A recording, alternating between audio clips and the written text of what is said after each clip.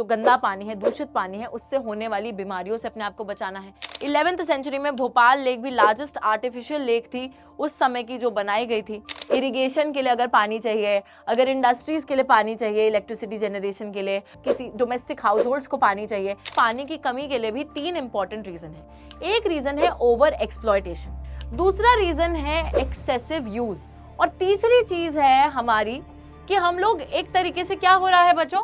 Hello everyone, this is your SST educator Ujjwala Punjal. आप सभी लोगों का स्वागत है आज के हमारी इस क्लास में, जहां पर हम लोग पढ़ने जा रहे हैं क्लास 10th ज्योग्राफी का चैप्टर जिसका नाम है वाटर रिसोर्सेज, यानी कि बच्चों पानी जो कि एक संसाधन है, बहुत ही ज्यादा इंपॉर्टेंट रिसोर्स है। अभी तक हम लोगों ने ज्योग्राफी में 2 चैप्टर्स पढ़े जो कि रिसोर्सेज के बारे में ही थे। एक तो पूरा ही रिसोर्सेज के बारे में था, रिसोर्सेज एंड डेवलपमेंट, और सेकंड चैप्टर फोकस कर रहा था forest and wild life resources पे। बट अब यार एक बहुत ही इंपॉर्टेंट रिसोर्स की बारी आ गई है जिसपे पूरा चैप्टर ही हमने बना दिया है, क्योंकि इसके बिना हम लोग तो जीवित नहीं रह सकते, और वो है पानी। पानी पानी पानी, अंकल जी थोड़ा पानी पिला दीजिए, है ना। तो बच्चों पानी बहुत ज्यादा इंपॉर्टेंट है, लेकिन इस चैप्टर के अंदर हम लोग समझेंगे कि पानी का जो रिसोर्स है वो इतना ज्यादा होने के बावजूद और रेन्यूएबल रिसोर्स होने के बावजूद भी उसकी कमी क्यों आ रही है, स्कार्सिटी क्यों है। अब क्योंकि स्कार्सिटी है तो there is a need for conservation. उसके बाद हम बात करेंगे हमारे मल्टीपर्पज प्रोजेक्ट्स यानी कि डैम्स के बारे में, और डैम्स के बाद हम बात करेंगे रेन वाटर हार्वेस्टिंग की। तो ये जो है बड़ा बेसिक सा क्रक्स है पूरे चैप्टर का। Let us start with the chapter. और सबसे पहले ना यहाँ पर आ जाते हैं बात करने के लिए वाटर रिसोर्सेज के चैप्टर की। जल्दी से देखिए यहाँ पर लिखा क्या है, ठीक है। तो पूरा ना एंड तक देखो, ज्यादा लंबा चैप्टर नहीं है, बहुत छोटा सा चैप्टर है, हर एक चीज आपको बड़े प्यार से समझ में आने वाली है। 3/4 of the earth's surface is covered with water, but only a small proportion of it accounts for fresh water that can be put to use, although water is a renewable resource। बच्चों पानी एक renewable resource है, पता है ना आपको ये चीज, कि हमें पता है कि वाटर साइकिल के थ्रू जो पानी होता है वही इन्वायरमेंट में जाता है, इवेपोरेट होकर, इवेपोरेट होने के बाद कंडेंसेशन होता है, कंडेंसेशन के बाद प्रेसिपिटेशन होकर बरस के नीचे भी आ जाता है पानी। तो जब पानी रेन्यू हो ही रहा है तो फिर दिक्कत क्या है, ऊपर से 3/4 of the earth surface is covered with water, इतना सारा पानी है, अबंडेंस में है। बट बच्चों दिक्कत पता है क्या है, although there is plenty of water on the earth surface, लेकिन उस पानी में से एक बहुत छोटा सा अमाउंट है फ्रेश वाटर का जो कि हमारे लिए मौजूद है। बट मैम स्टिल थोड़ा सा अमाउंट ही मौजूद है, बट उसके बावजूद वो रेन्यूएबल तो है ही ना, तो हम यूज करेंगे तो फिर से रेन्यू हो जाएगा, हम फिर से यूज कर लेंगे वो फिर से रेन्यू हो जाएगा। तो दिक्कत क्या आ रही है, देखो सवाल यही उठता है, सवाल जो आपके मन में एग्जैक्टली वही सवाल उठता है, आप कुछ गलत नहीं सोच रहे हैं। तो वही बात है कि how is it that countries regions around the globe suffer from water scarcity. जब पानी है और पानी रेन्यूएबल है तो फिर अराउंड द ग्लोब दुनिया भर में कंट्रीज हैं, ऐसे क्षेत्र हैं, ऐसे देश हैं जो कि पानी की किल्लत से जूझ रहे हैं। उसी के साथ ऐसा अनुमान लगाया जाता है, ऐसा प्रिडिक्ट करा जाता है that by 2025 nearly 2 billion people will live in absolute water scarcity. 2 billion लोग एब्सोल्यूट वाटर स्कार्सिटी में रहेंगे। ऐसा क्यों है, तो चलिए देखते हैं। Now we will look at the reasons that are causing water scarcity. ठीक है बच्चों, तो देखिए इसको रीड कीजिए, मैं आपको बहुत अच्छे से समझा दूंगी। Water scarcity and the need for water conservation and management. तो क्योंकि पानी की कमी है, वाटर स्कार्स है, इस वजह से एक जरूरत है, किस चीज की जरूरत है, वाटर को कंजर्व करने की और उसको मैनेज करने की। Now the availability of water resources varies over space and time. यानी कि बच्चों किसी क्षेत्र में भगवान है, भगवान ने दुनिया ऐसी ही बनाई है कि कहीं पे पानी बहुत ज्यादा है, कहीं पे पानी की कमी है, कहीं बारिशें बहुत आती हैं जैसे नॉर्थ ईस्ट में, वहीं पे जो राजस्थान है वो बिल्कुल ऐसे सूखा पड़ा रहता है। तो कहीं पे पानी बहुत ज्यादा है, स्पेस ओवर स्पेस वेरी करता है, कहीं पानी की कमी है, कहीं पे जैसे समय के साथ कभी पानी कहीं होता है कहीं नहीं होता, तो उस तरीके से पानी की किल्लत वेरी करती है, कहीं पानी ज्यादा है कहीं पानी कम है। But in most cases there are 3 important reasons जिसकी वजह से वाटर स्कार्सिटी होती है। यार जब आप लोग थोड़ा सा रिकॉल करो, जब मैंने आपको रिसोर्सेज एंड डेवलपमेंट पढ़ाया था, मैंने ना आपको वहां पर समझाया था कि देखिए जो रिसोर्सेज हैं, पानी नहीं, जो रिसोर्सेज हैं उनकी कमी क्यों हो रही है, 3 रीजंस की वजह से। एक तो उनका डिप्लीशन हो रहा है, उनको लोग एक तरीके से जाया कर रहे हैं, डिप्लीट कर रहे हैं फॉर देयर ओन ग्रीड, अपने लालच को पूरा करने के लिए। दूसरी चीज है एक अनइक्वल एक्सेस है, कि कुछ लोग हैं हैव्स जिनके पास रिसोर्स हैं, कुछ हैं हैव नॉट्स जिनके पास रिसोर्स की एक्सेसिबिलिटी नहीं है। और तीसरा रीजन है कि ग्लोबल इकोलॉजिकल क्राइसिस की सिचुएशन क्रिएट हो गई है, जहां पे global warming, ozone layer depletion, water pollution, land degradation, soil erosion, ये सारी दिक्कतें क्रिएट हो रही हैं। हमने 3 चीजें पढ़ी थी। सिमिलरली उसी तरीके से पानी की कमी के लिए भी 3 इंपॉर्टेंट रीजन है। एक रीजन है ओवर एक्सप्लॉयटेशन। अब ओवर एक्सप्लॉयटेशन का मतलब है बच्चों कि आप लोग पानी को जरूरत से ज्यादा इस्तेमाल कर रहे हैं, उसको जाया कर रहे हैं, उसका शोषण कर रहे हैं। बेसिकली शोषण इज द वर्ड, है ना। तो ओवर एक्सप्लॉयटेशन क्यों हो रहा है? कहीं कहीं पे ड्राई सीजन एग्रीकल्चर को प्रैक्टिस करने के लिए फार्मर्स अपने इरिगेटेड एरियाज को एक्सपैंड करने के लिए यूज करते हैं पानी का जरूरत से ज्यादा, शोषण ही कर देते हैं उसका। तो ड्राई सीजन है, सूखा पड़ा हुआ है, हमें इरिगेटेड एरिया एक्सपैंड करना है, एग्रीकल्चर करना है, उसके लिए शोषण ही कर दिया पानी का। दूसरा रीजन है एक्सेसिव यूज, यानी कि जरूरत से ज्यादा इस्तेमाल, जितना नीड नहीं है उससे ज्यादा इस्तेमाल, मतलब भाई ग्रीड को पूरा करने वाली चीज हो गई। और तीसरी चीज है हमारी कि हम लोग एक तरीके से, क्या हो रहा है बच्चों, अनइक्वल एक्सेस, वही over exploitation, excessive use and unequal access. Unequal access तो आप लोग जानते ही हैं। अनइक्वल एक्सेस का वही मतलब है कि किसी के पास वो रिसोर्स पहुंच पा रहा है, किसी के पास वो रिसोर्स नहीं पहुंच पा रहा। इट ऑल डिपेंड्स कि सोसाइटी में किसके पास ज्यादा पैसा है, पावर है, उसके पास रिसोर्स है, जिसके पास नहीं है उसके पास पैसा, पावर जिसके पास नहीं है उसके पास रिसोर्स पहुंच भी नहीं पा रहा। तो वही हैज और हैव नॉट्स वाली सोसाइटी क्रिएट हो रही है। तो ये 3 रीजंस है जिसकी वजह से, which are actually the major reasons for the water scarcity. Okay, उसी के साथ there is one more reason. अब जहां पर पानी बहुत ज्यादा मौजूद है वहां पर भी पानी की कमी हो रही है। In some areas water sufficiently available to meet the needs of the people, but they still suffer from water scarcity due to the bad quality of water. तो देखिए यहां पर मैं आपको समझाती हूं कि बात क्या हो रही है। 2 मेजर रीजंस, ठीक है, देखो यहां पर आपको समझ में आएगा। So when I talk about water scarcity, 2 major reasons are contributing towards it, ठीक है। एक मेजर रीजन आपका हो गया एक क्वांटिटेटिव एस्पेक्ट, और एक मेजर रीजन हो गया आपका क्वालिटेटिव एस्पेक्ट, ठीक है, quantitative and qualitative aspect. I hope बात एकदम क्लियर है। क्वालिटेटिव एस्पेक्ट बोलता है कि क्योंकि पानी है तो सही, बहुत है, लेकिन क्योंकि उसकी क्वालिटी ही खराब है, गंदा पानी है, प्रदूषित पानी है, तो आप उसको क्या ही कर लोगे, उसको इस्तेमाल तो कर नहीं सकते। तो due to the bad quality of water you are not able to use the water that is available also. और वहीं पे बच्चों क्वांटिटेटिव एस्पेक्ट बोलता है वही कि ओवर एक्सप्लॉयटेशन, ओवर एक्सप्लॉयट कर दिया, उसका एक्सेसिव यूज कर दिया। और उसी के साथ तीसरा रीजन क्या बोलता है क्वांटिटेटिव एस्पेक्ट का, कि अनइक्वल एक्सेस, है ना, हैव एंड हैव नॉट की सोसाइटी क्रिएट हो गई है। देखो ठीक है, तो 2 रीजंस है मेजरली। क्वालिटी खराब है तो एक वो रीजन है, और दूसरा है कि क्वांटिटी की कमी है। क्वांटिटी की कमी क्यों है? क्योंकि लोग शोषण कर रहे हैं, जरूरत से ज्यादा यूज कर रहे हैं, और कहीं ना कहीं सिर्फ अमीरों तक पहुंच रहा है, गरीबों तक पहुंच नहीं रहा, तो अनइक्वल एक्सेस है। तो ये ना मेजर रीजंस है जिसकी वजह से वाटर स्कार्सिटी हो रही है। Yet there are 2 more reasons, 2 और रीजंस की मैं बात करूंगी। चलो अरे आगे चलते हैं। ओके कौन कहाँ गया, चेंजर। ओके बच्चों, 2 और मेजर रीजंस जिसकी वजह से हमें पानी की किल्लत महसूस होती है, देखो अभी बताती हूं। 2 और रीजंस, ठीक है। देखो सारा चैप्टर इतना आसान है, ऐसे ही समझ में आ जाएगा। एक रीजन है आपका अर्बनाइजेशन, अर्बनाइजेशन, और एक रीजन है आपका इंडस्ट्रियलाइजेशन,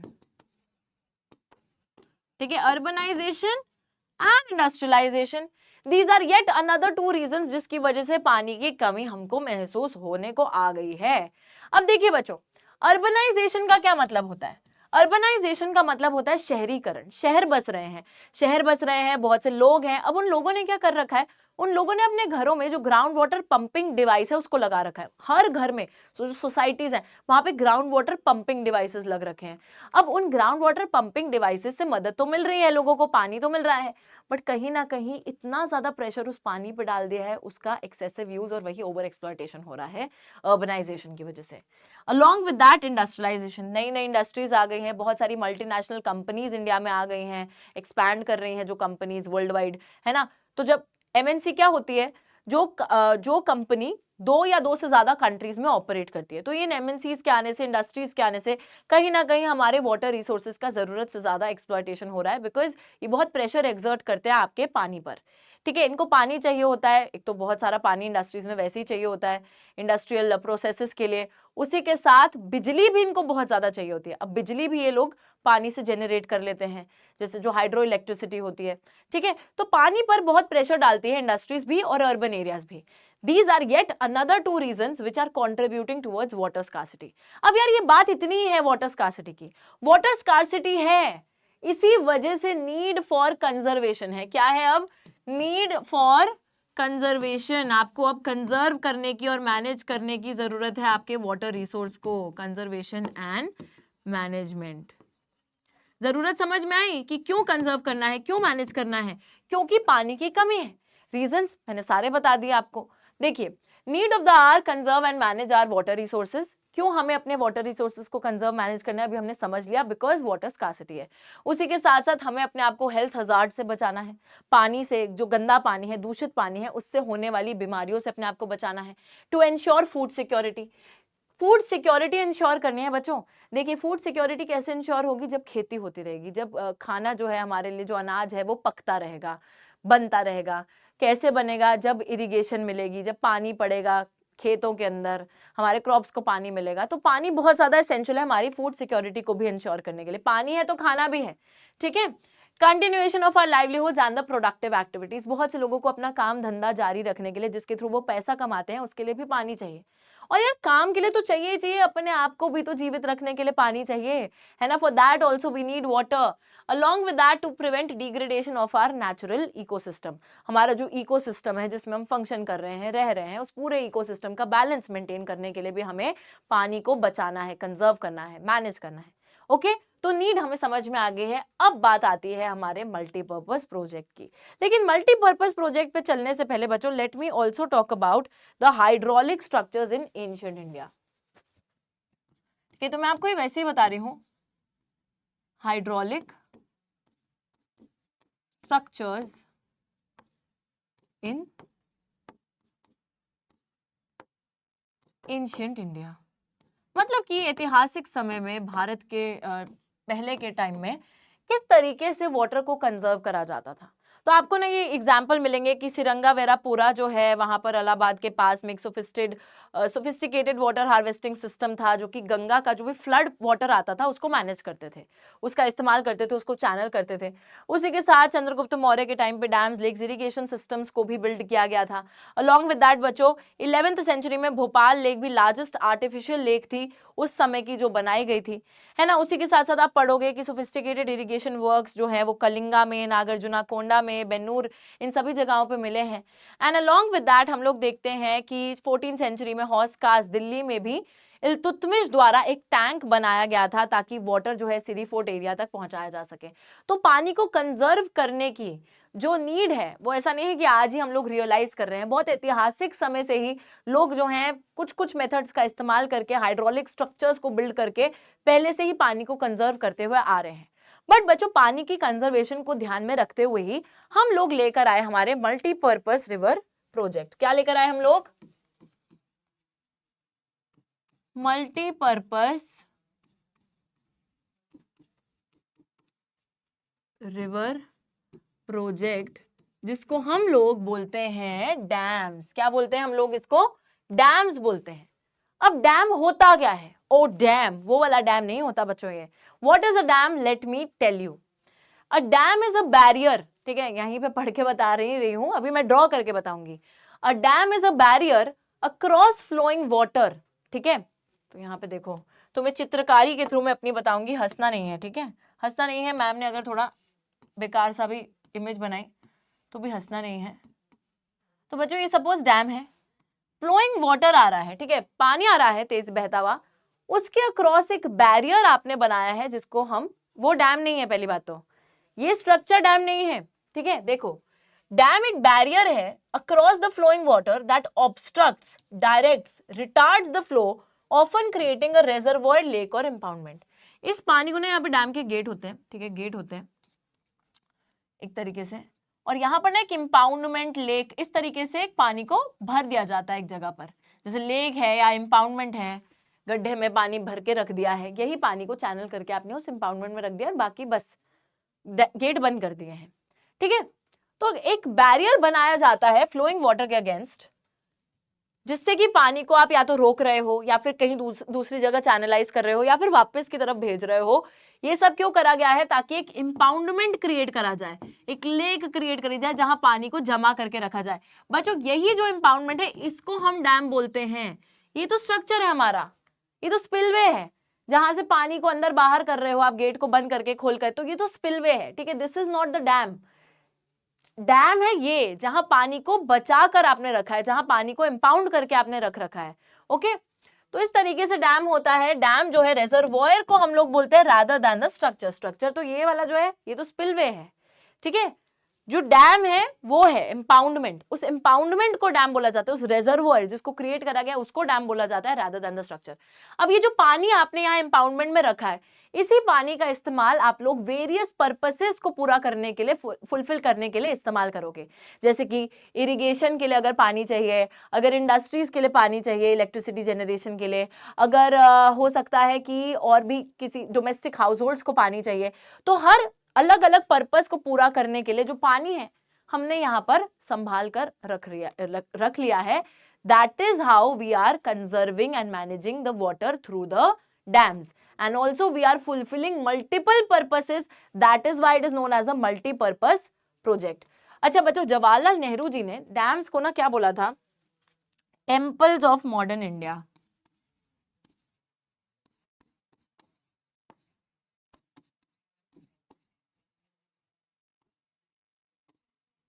किसने बोला थी ये लाइन? किसने बोली थी? जवाहरलाल नेहरू जी ने, जो कि आजाद भारत के सबसे पहले प्रधानमंत्री थे। अब क्यों बोली ये लाइन कि dams are known as the temples of modern India? They were called the temples of modern India by Jawaharlal Nehru. It is because Jawaharlal Nehru को ऐसा लगता था कि डैम्स जो हैं उनके थ्रू जो आपने पानी इंपाउंड करा है, रेजर्वोयर जो क्रिएट करा है, उसके थ्रू क्या होगा? एक तो एग्रीकल्चर में वो इरिगेशन में मदद करेंगे, जिससे हमारी विलेज इकोनॉमी आगे बढ़ेगी। लोग इरिगेट करेंगे अपने फील्ड्स को और पैसा कमाएंगे और क्रॉप्स उगाएंगे, तो विलेज इकोनॉमी आगे बढ़ेगी। उसी के साथ इसी पानी से ही आप इंडस्ट्रीज को बिजली प्रोवाइड करोगे, इंडस्ट्रीज को पानी प्रोवाइड करोगे, उससे हमारी अर्बन इकोनॉमी भी आगे बढ़ेगी।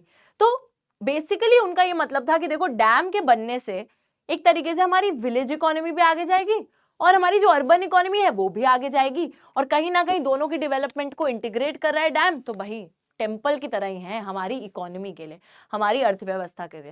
That is why he called the dams as temples of modern India. तो कंफ्यूज मत होना अगर ये लाइन बोल दी जाती है। ये नहीं है कि डैम पे जाके तुझ में रब दिखता है यारा, मैं क्या करूं, पूजा करने लग जाऊं वहां जाकर। नहीं, ऐसा कुछ भी नहीं है, ठीक है। वहां पूजा नहीं करनी है जाकर, उसको जो है किसी पर्पस के लिए टेम्पल्स ऑफ मॉडर्न इंडिया बोला गया है। नाउ अब बच्चों यहां पर देखिए, डैम को क्यों बनाया जाता है, और ये ना कुछ ऐसी चीजें हैं जो कि आपको ध्यान में रखनी है। These are actually the advantages. ये पूछा जा सकता है दी एडवांटेजेस ऑफ डैम्स, या फिर what are the multiple purposes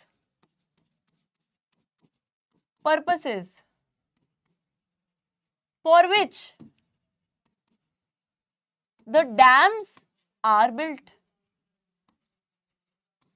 है ना। क्या क्या वो मल्टीपल पर्पसेस है जिसके लिए डैम्स को बनाया जाता है? तो सबसे पहले तो बच्चों क्या हो रहा है, they impound rivers rain water that can be used later to irrigate agricultural fields. First चीज, बहुत अच्छा फायदा जो डैम्स लेकर आ रहे हैं वो है इरिगेशन का। तो डैम में जो पानी आपने इंपाउंड करके रखा है, जो रेजर्वोयर को क्रिएट करके रखा है, उसको बाद में आप लोग इस्तेमाल कर सकते हो अपने फील्ड्स को, अपने एग्रीकल्चरल फील्ड्स, खेती बाड़ी करने के लिए, पानी पहुंचाने के लिए, क्रॉप्स को खेती करने के लिए। दूसरी चीज है फॉर इलेक्ट्रिसिटी जनरेशन। अब मैम बिजली कैसे जनरेट हो जाएगी? हाँ जी, तो बताते हैं आपको। देखिए बच्चों, जो स्ट्रक्चर है ना, जो स्पिलवे है, उसके गेट खुलेंगे, तेज बहता हुआ पानी आएगा अंदर की तरफ। अब वह जब तेज बहता हुआ पानी गेट के थ्रू एंटर कर रहा है, तो वहां पे ना टरबाइन लगी होती है। टरबाइन इस तरीके की टरबाइन होती है, ये जो ऐसे ऐसे घूमती है, विंड मिल में जैसे देखी होगी ना वैसे टरबाइन। अब ये टरबाइन रोटेट होगी, टरबाइन्स के रोटेट होने से हमारी इलेक्ट्रिसिटी जनरेट हो जाएगी, ठीक है। तो तेज बहता हुआ पानी अंदर जाएगा, डैम का गेट बंद कर दिया जाएगा। फिर सेम तरीके से गेट जब खोला जाएगा, पानी को बाहर की तरफ फेंका जाएगा, फिर से तेज बहाव के पानी से टर्बाइन अगेन रोटेट होगी, उससे भी इलेक्ट्रिसिटी जनरेट होती है। तो इस तरीके से हमारी हाइड्रो इलेक्ट्रिक पावर को जनरेट करा जाएगा, जिससे बिजली मिलेगी, चाहे इंडस्ट्रीज को मिल रही है, डोमेस्टिक हाउस होल्ड्स को मिल रही है, all of that. Water supply घरों को दी जाएगी, डोमेस्टिक हाउस होल्ड्स के लिए, इंडस्ट्रियल यूजेस के लिए पानी भी पहुंचाया जाएगा।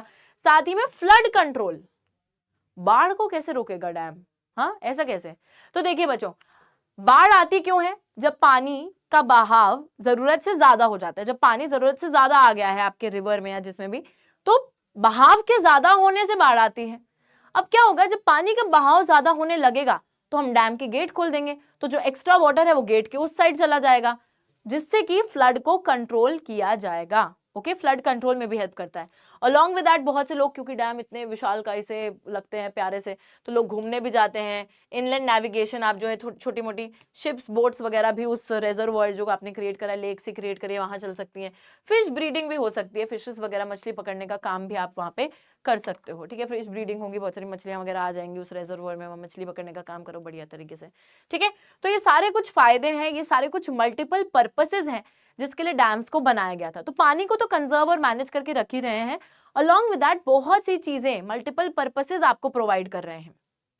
आई होप बात बिल्कुल क्लियर है। तो इरिगेशन, पानी की supply, electricity generation, flood control, recreation, inland navigation, fish breeding, बहुत सारे फायदे हमको यहाँ पर देखने को मिल गए हैं। लेकिन बच्चों, ये तो सारे फायदे हैं, क्या लगता है सब फायदे ही फायदे हो रहे हैं, कोई नुकसान किसी को हो ही नहीं रहा?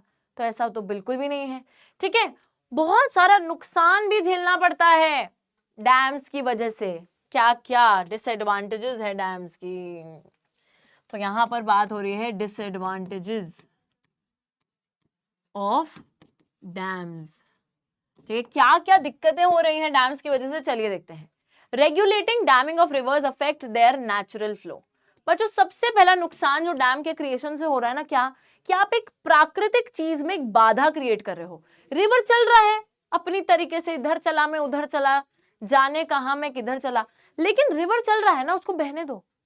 पर आप क्या कर रहे हो, उसके बीच में आपने वो स्पिलवे बना दिया, एक तरीके से एक ऑब्स्ट्रक्शन क्रिएट कर दी, और जो नेचुरल फ्लो है नदी का उसको आपने अफेक्ट करा है।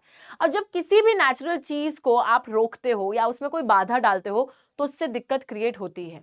तो इससे क्या होता है, poorer habitat for the reverse aquatic life. देखो होता क्या है ना, इससे मैं आपको समझाती हूँ।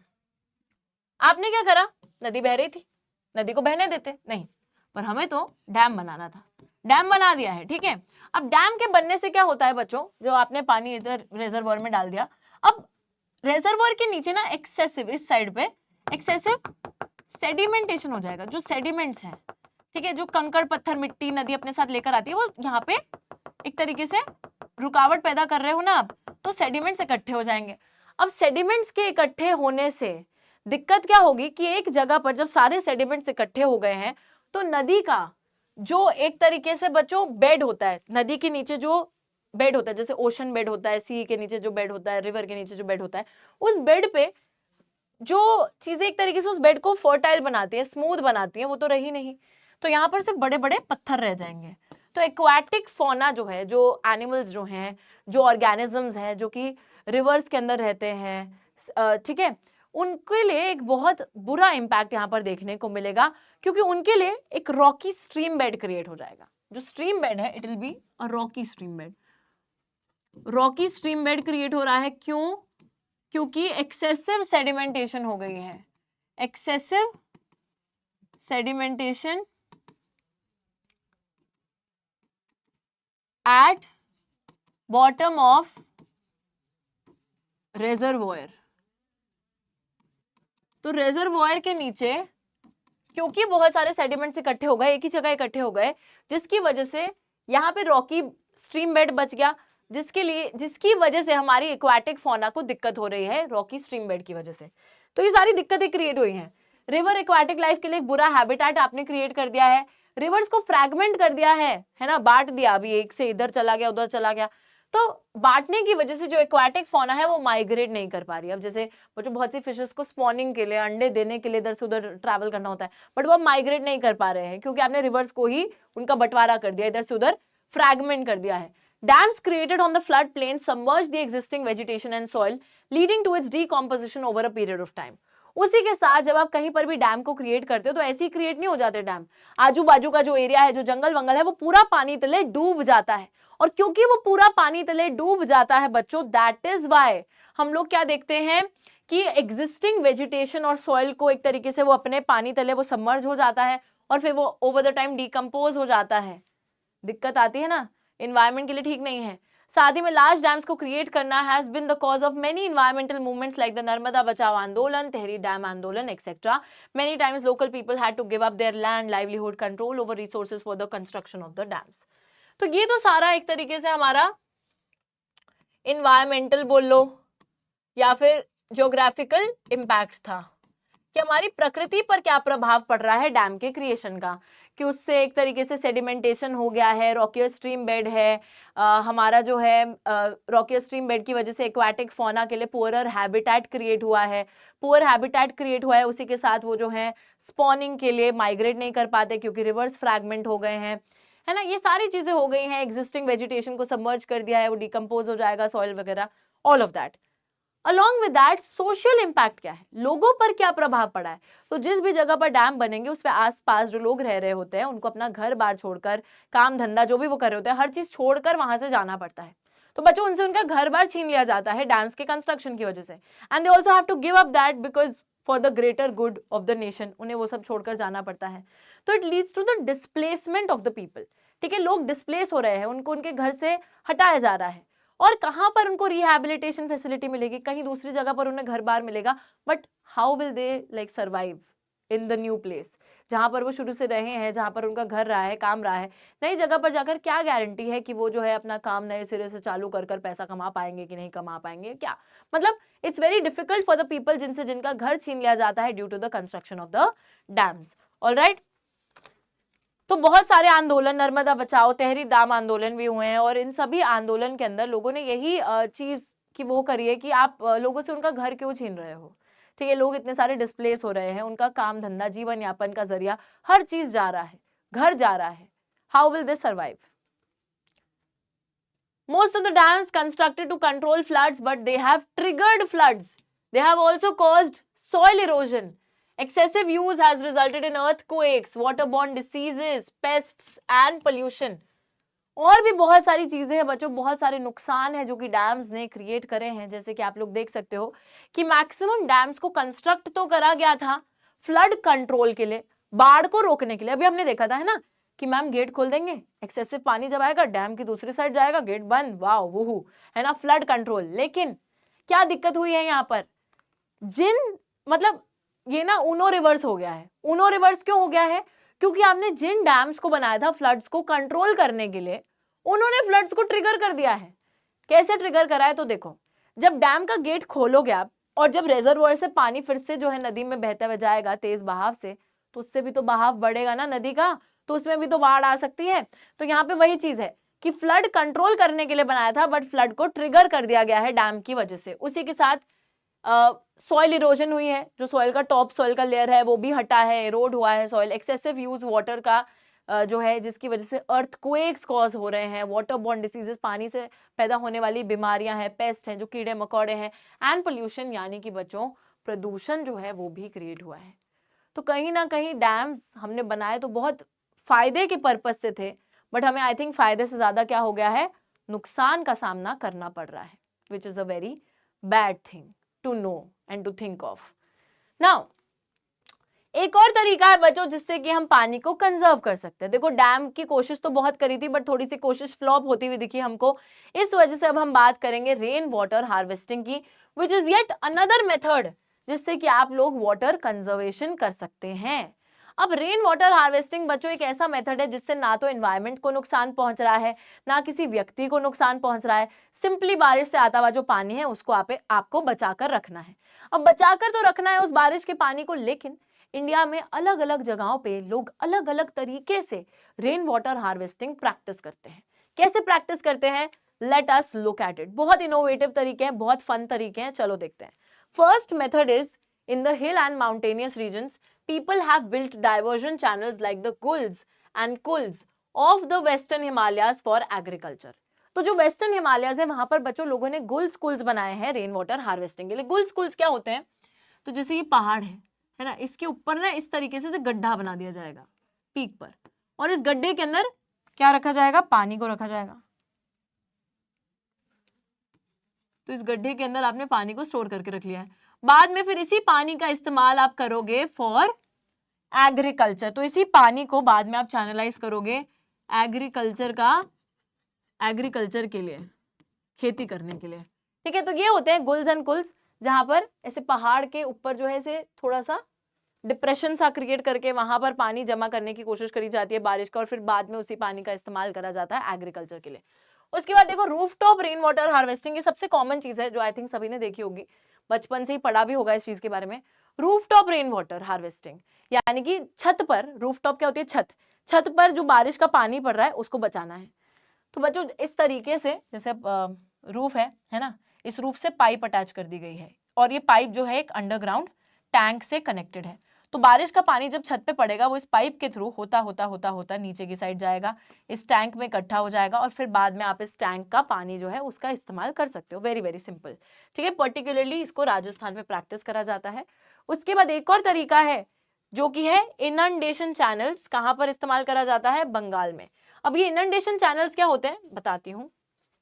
देखिए सपोज बच्चों जो फ्लड प्लेन्स हैं, ठीक है, when I talk about flood plains,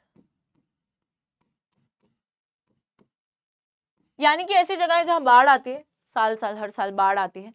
तो जो फ्लड प्लेन वाला एरिया होता है, जैसे नदी नॉर्मल बह रही है, नॉर्मल उसका कोर्स ये है, लेकिन जब बाढ़ आती है ना तो नदी का कोर्स एक्सपैंड हो जाता है, नदी जो है यहाँ की यहाँ तक पहुंच जाती है।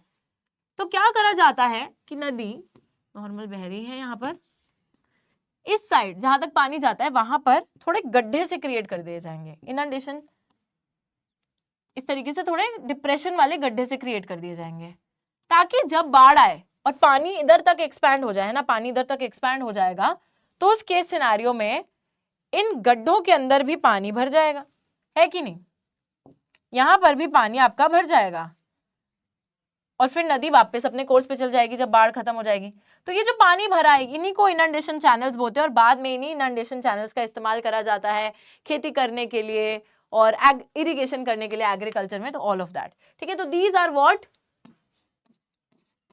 inundation channels are in the flood plains of Bengal, in the flood plains of Bengal, Bengal के फ्लड प्लेन्स में इस तरीके से पानी को बचाया जाता है। ठीक है, फ्लड प्लेन्स बंगाल के इनंडेशन चैनल्स बना के पानी को बचाया जाता है, और बाद में इसी पानी का इस्तेमाल करा जाता है फील्ड्स को इरिगेट करने के लिए।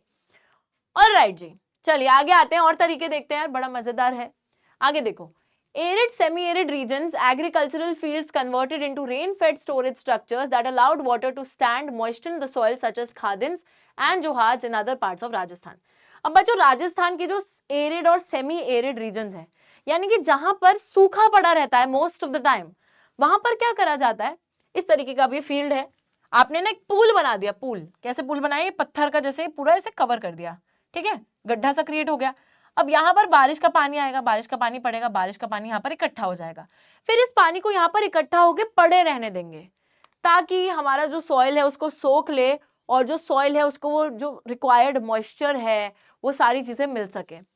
तो क्योंकि यार यहाँ पे पानी वैसे ही नहीं है ना, तो इसलिए बारिश के पानी को ही इन्होंने इस पूल के अंदर इकट्ठा कर लिया है, जिसको खादिन या जोहाद बोलते हैं। इस पूल जो क्रिएट कर रहे हैं इसको खादिन या जोहाद बोला जाता है।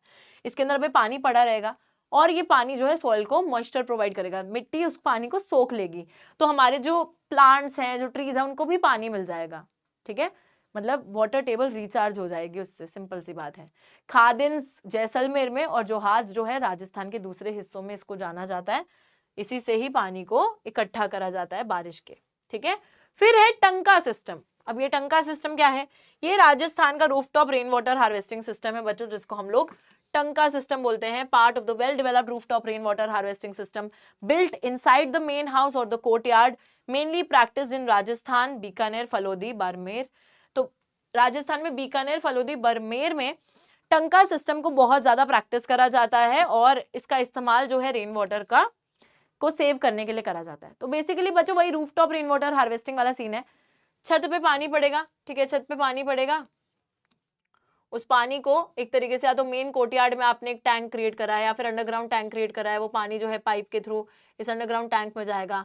एक तो ये जो अंडरग्राउंड टैंक होते हैं ये घरों को भी ठंडा रखते हैं राजस्थान के, क्योंकि वहां वैसे ही बहुत गर्मी होती है। ऊपर से लोगों को ये बहुत फ्रेश पानी भी प्रोवाइड करते हैं वहां पर, चाहे अब आपको उस पानी को किसी भी तरीके से इस्तेमाल करना हो, पीने के लिए इस्तेमाल करना हो, खेती करने के लिए इस्तेमाल करना हो, कुछ भी, ठीक है, तो you can use that water for a lot of purposes. Many houses constructed underground rooms adjoining the tanka to beat the summer heat as it would keep the room cool. तो गर्मी की मार से बचने के लिए इस टंका को भी क्रिएट करा गया, क्योंकि उससे घर ठंडे रहते हैं, और उसी के साथ आपकी प्यास बुझाने के लिए और आपको जो है एक तरीके से पानी तो मिल ही रहा है, प्लस दूसरे किसी पर्पस के लिए आपको खेती करने के लिए पानी चाहिए, उसके लिए भी पानी आपको मिल रहा है थ्रू द टंका सिस्टम। ठीक है, तो ये वही rooftop rain water harvesting system को ही टंका सिस्टम बोला जाता है। अब बच्चों राजस्थान के अंदर रेन वाटर को पालर पानी के नाम से जाना जाता है। पालर पानी का मतलब है purest form of natural water. Palar पानी means purest form of natural water, ठीक है। पालर का मतलब ही होता है सबसे प्योरेस्ट, तो पालर पानी के नाम से इसको राजस्थान में जाना जाता है। टुडे वेस्टर्न राजस्थान में sadly the practice of rooftop rainwater harvesting is on the decline as plenty of water is available due to the perennial Rajasthan canal। तो आज की डेट में वेस्टर्न राजस्थान में उतना ज्यादा प्रोमिनेंट नहीं रहा हमारा टंका सिस्टम। क्यों? क्योंकि वहां पर ना एक राजस्थान कैनाल बन गया है और उससे पूरे साल लोगों के घर में टैप वाटर आ जाता है, पानी आ जाता है, नलके से पानी आ जाता है। तो इसलिए बच्चों कहीं ना कहीं जो टंका सिस्टम है उसकी प्रैक्टिस अब उतनी ज्यादा नहीं देखी जाती जितनी पहले देखी जाती थी, but still there are some houses that still maintain the taanka since they do not like the taste of the tap water. लेकिन कुछ घरों में आज भी टंकाज हैं, क्योंकि उन लोगों को वही अपना पालर पानी बेस्ट लगता है, उनको वो टैप वाटर का टेस्ट अच्छा नहीं लगता। दैट इज वाई कुछ लोगों ने आज भी उस टंका को मेंटेन करके रख रखा है, लेकिन बाकी लोग वो राजस्थान कैनाल का पानी यूज कर रहे हैं जो पूरे साल पानी प्रोवाइड कर रहा है। उसके बाद एक और यहाँ पर फैक्ट दे रखा है विच इज कि तमिलनाडु के अंदर फर्स्ट, मतलब तमिलनाडु ऐसा पहला स्टेट है इंडिया का जहां पे rooftop rain water harvesting structure को कंपलसरी कर दिया है in all the houses across the state. मतलब हर घर में rooftop rain water harvesting structure होना चाहिए, इसको कंपलसरी बना दिया है। एंड लीगल प्रोविजंस है टू पनिश द डिफॉल्टर्स। अगर आप नहीं बनवाओगे ना रूफटॉप रेन वाटर हार्वेस्टिंग का स्ट्रक्चर तो आपको लीगली पनिश करा जाएगा, कानूनी तौर पर पनिशमेंट दी जाएगी, सजा दी जाएगी। ठीक है, इसी के साथ आते हैं बच्चों इस चैप्टर के लास्ट चीज पर which is the bamboo drip irrigation system. बड़ा सिंपल चैप्टर है यार, देखो मैंने तुम्हें पहले भी बताया था, it's a very very simple chapter. आगे देखिए क्या बात हो रही है यहाँ पर। बैम्बू ड्रिप इरिगेशन सिस्टम एक बड़ा पुराना सा सिस्टम है। कितना पुराना पता है? 200 साल पुराना सिस्टम, 200 ईयर ओल्ड सिस्टम है, मेघालय में चलता आ रहा है। यहाँ पर स्ट्रीम वाटर और स्प्रिंग वाटर को टैप करा जाता है, मतलब इस्तेमाल करा जाता है उसका बैम्बू पाइप्स की मदद लेकर। तो यार देखो वैसे तो पाइप इस तरीके की होती है, पर इस पाइप को ना काट दिया जाता है आधा, तो पाइप कैसे हो गई? पाइप इस तरीके की हो गई। एक पाइप को, ये एक पाइप हो गई, उसको फिर दूसरी पाइप से जोड़ दिया जाएगा और फिर तीसरी पाइप से जोड़ दिया जाएगा। तो इस तरीके से पाइप्स को अटैच कर दिया जाएगा। स्ट्रीम स्प्रिंग वाटर एंटर करेगा इस पाइप से, फिर इधर डाइवर्ट, इधर डाइवर्ट, इधर डाइवर्ट, और लास्ट में आते आते छोटे छोटे जो छेद हैं वो यहाँ कर दिए जाएंगे ताकि ड्रॉप ड्रॉप करके पानी जो है हमारे क्रॉप्स को मिल जाए। ठीक है, अब यहाँ पे होता क्या है, हम लोग देखते हैं 18 से 20 लीटर पानी स्टार्टिंग में एंटर करता है मेन चैनल के थ्रू, पूरी जगह ट्रांसपोर्ट होता है हंड्रेड्स ऑफ मीटर्स तक। फाइनली 20 से 80 ड्रॉप पर मिनट की स्पीड पे पानी जो है प्लांट को मिलता है। 20 से 80 ड्रॉप पर मिनट की स्पीड पे इन होल्स के थ्रू पानी जो है प्लांट्स को मिल जाता है। पर बच्चों इसमें पता है एक बहुत बड़ी दिक्कत ये है कि पानी को जब आप डाइवर्ट करते हो ना इस पाइप से उस पाइप में, तो बहुत सा पानी बीच रास्ते में ही गिर जाता है, वेस्ट हो जाता है, वेस्टेज बहुत ज्यादा हो रही है। लेकिन स्टिल हाँ, एक बड़ा इनोवेटिव तरीका है और काबिले तारीफ है, मतलब जिसने भी सोचा है इस तरीके से पानी को प्लांट तक पहुंचाने का, तो it's a very nice, a very innovative वे जिसके थ्रू पानी को डाइवर्ट करा जा रहा है और क्रॉप्स तक पहुंचाया जा रहा है, यूज करा जा रहा है। तो this is the bamboo drip irrigation system. इस पे ना एक अलग से क्वेश्चन आ सकता है। बाकी देखिए इस चैप्टर के अंदर कुछ कुछ मैं बोल सकती हूँ बॉक्सेस हैं बच्चों, जैसे कि हमारा एक कुछ कुछ इंपॉर्टेंट चीजें हैं, जैसे हमारी अटल बिहारी पर एक नई नई जो है योजना उसको ऐड करा गया है। उसी के साथ एक और संचयी योजना है, वो भी प्रधानमंत्री वाली, उसको भी पढ़ लेना।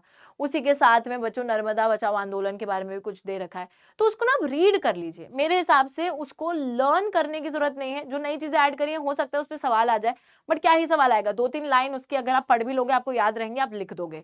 ठीक है, ऐसा भी कोई क्वेश्चन बड़ा सा आने नहीं वाला है। बस उनके नाम याद रखिएगा योजनाओं का और उसको एक बार रीड कर लीजिए कि असल में वो है क्या, उसको समझ लीजिए। बाकी इस चैप्टर में कुछ भी नहीं है। ज्यादा से ज्यादा अगर इस पे क्वेश्चंस आते हैं अगर इस चैप्टर से, तो वो मेनली रेन वाटर हार्वेस्टिंग के जो अलग अलग मेथड्स हैं उस पे आ सकते हैं, या फिर डैम की एडवांटेजेस और डिसएडवांटेजेस पर आ सकते हैं। ठीक है, that is the main thing that is in this chapter. बाकी मैंने ज्यादातर क्वेश्चंस और किसी टॉपिक पर देखे नहीं हैं, बट हाँ, क्योंकि अब आपको पूरा चैप्टर समझ में आ ही गया होगा, विच आई नो कि आ गया है, तो अब आप इसको एक बार रिवाइज कीजिए। And I will see you guys in the next class with a new chapter. तब तक के लिए take care and bye bye guys.